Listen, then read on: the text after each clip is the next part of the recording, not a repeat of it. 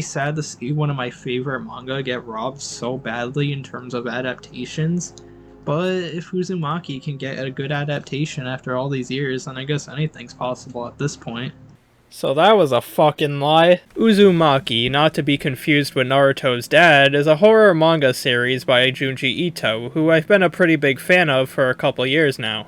He's a master at coming up with these absurd, almost comedic ideas and twisting them into something, mildly terrifying. Most of the time he's just doing anthologies, which are just one-off short stories. So it's always interesting to see him take one idea and run with it for an entire story. While he's done this with stories like Tomi and Gyo, which are respected in their own right, Uzumaki's always kind of been the top dog. And part of that probably has to do with how absurd the idea of it was. The entire story revolves around spirals. Literally just a spiral shape. But it was that simplicity that made it such a powerful tool in coming up with original ideas. I mean, you got shit like people contorting their bodies into spirals, people's backs becoming spirals, and then they become like man snails. There's evil spiral hair, and then there's the iconic lady with the scar that gradually spirals and then turns into a black hole, with all of this culminating into the entire town itself becoming a giant spiral surrounded by a spiral storm. And it ends with the main character finding ancient spiral ruins. It's ridiculous, but it's all executed so well. With such a large array of beloved stories under his belt, you'd have expected Junji Ito to be drowning in anime adaptations. Because, well, adapting any moderately successful manga is basically the norm. She actually said that? And yeah, Junji Ito has gotten a lot of anime adaptations alright. And let's just say the only thing spiraling about these is their quality. Seriously, nobody can get Junji Ito's stories properly translated to anime, and it's for one big reason. He's just too good at drawing. Half the reason Junji Ito's stories work is because of how detailed the artwork is. Art that's so detailed that it would take an insane amount of resources to animate. And while Junji Ito's popular within the manga and horror space, he still doesn't have the reach for studios to feel comfortable investing all that into. Studios would rather put that work into something they're confident will sell. And that's stuff like the next new-gen shonen or the Rick and Morty anime. Who the fuck is watching this? So, whether it was Junji Ito Collection, Tales of the Macabre, or that weird Gyo movie, none of these stories could seem to capture the atmosphere found in the manga. They were just watered-down versions that were outclassed by their source material in every way. However, in 2019, things were about to change, as Production IG and Adult Swim dropped the teaser for an Uzumaki anime adaptation, and needless to say, it looked fantastic. The series was looking to use highly stylized CGI to capture the look of the manga, even going as far as to animate it entirely in black and white. And it was even set to be directed by Hiroshi Nagahama, who directed none other than the Aku no Hana anime adaptation, and I made a whole video on how much I love that. I mean, it's a horribly dated video, so I wouldn't actually go and watch it, but I still agree with what I said. That series was fucking awesome. Another thing that caught my attention while watching the teaser was the background music.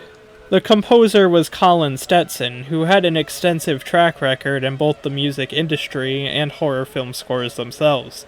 And spoiler alert, he knocks it out of the park. The soundtrack is the one consistently great thing within this adaptation. I am by no means a music guy, so I have no idea what I'm talking about when I say this, but the way the notes keep kind of going up and down, it makes it sound like the music is spiraling.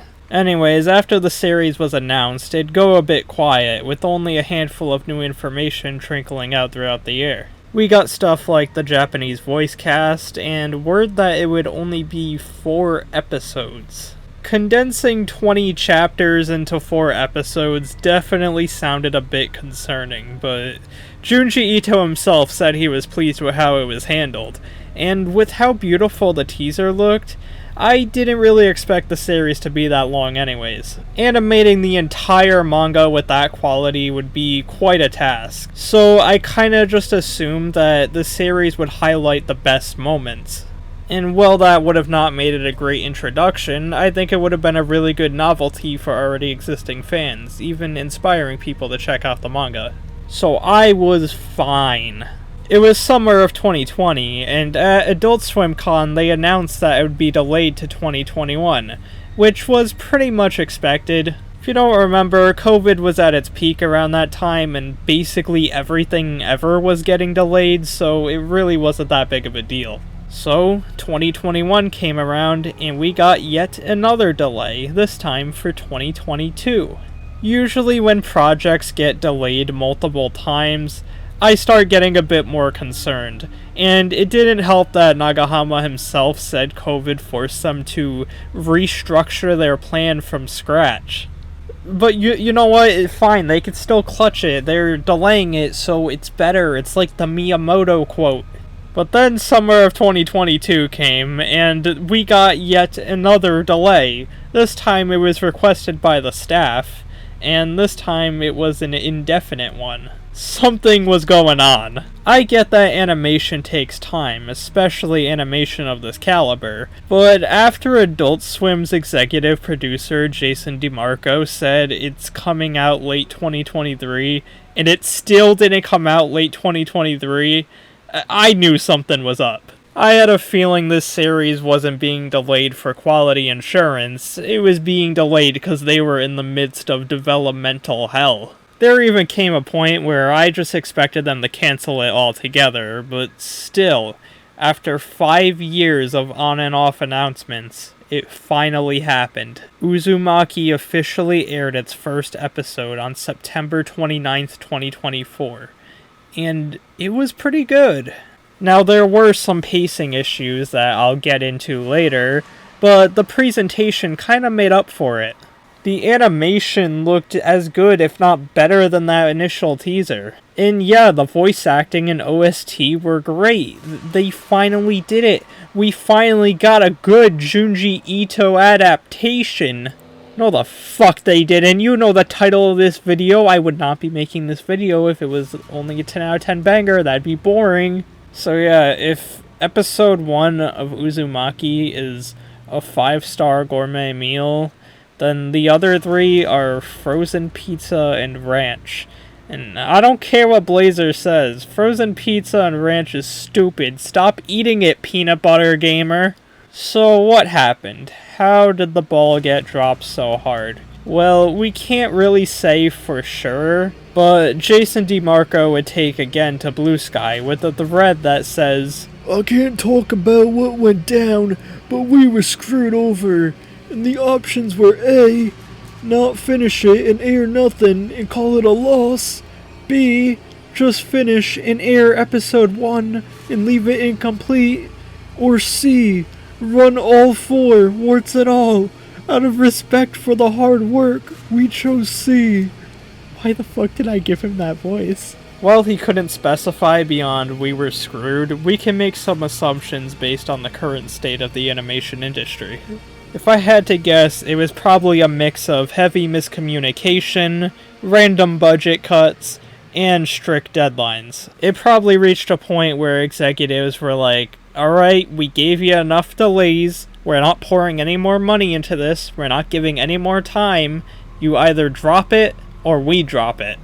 And all things considered, I'm glad they decided to drop the episodes, even if they were unfinished. There were still artists who put a lot of work into what was done, and it wouldn't be fair for that to be lost to time forever. But that's enough about the animation for now, it kinda speaks for itself. Let's talk about another issue I have with this series. That would be the pacing. Like I said earlier, adapting 20 chapters into 4 episodes is not an easy feat. And this doesn't seem to be something they took into consideration when translating the story into such a short runtime. Instead of trimming the fat and giving more attention to the most iconic and memorable moments, they sorta do an Uzumaki any percent speedrun, which is an absolutely horrible idea for a horror series. Because, guess what? The horror genre hinges on tension more than any other genre. Sometimes the wait for something scary to happen can be just as scary as the payoff itself. Imagine if you booted up the scariest game ever, Five Nights at Freddy's, and it was just a compilation of the jump scares. That wouldn't be scary, because you don't have the scary Freddy Fazbear build-up. Let's look at the first chapter of Uzumaki itself and see how it does this right. Shuichi is telling Kyrie about his dad's strange behavior lately. It starts off pretty mundane, with him taking interest in Kyrie's dad's pottery, calling it the art of the spiral, eventually commissioning him to make a spiral-patterned bowl to go alongside his recently developed spiral-pattern collection. A bit weird, I guess, but we've all got our aesthetics. Kyrie says it herself. I don't think it's that weird to be into spirals. I mean, there are people who collect much stranger things like cigarette butts, or Gundam kits. Only fucking dorks would collect those. And then the next page hits us with this, and we're like, wow, this guy really fucks with spirals. And the more Shuichi explains, the more and more absurd it gets. He demands spiral food, has to swirl his drinks into a little whirlpool, has to take a spiral bath, and he begins spinning his eyes and tongues around like a spiral. And then he just fucking dies. Despite it being written off as a stair fall, Shuichi tells Kyrie the truth. He mangled his own body by trying to turn himself into a spiral. You see that? It was a linear story that gradually built itself up to the big climax. It's simple, but it's effective, and it's a structure that the entire story follows. The spiral-related incidents just keep getting more and more absurd, until eventually the entire town has become a spiral.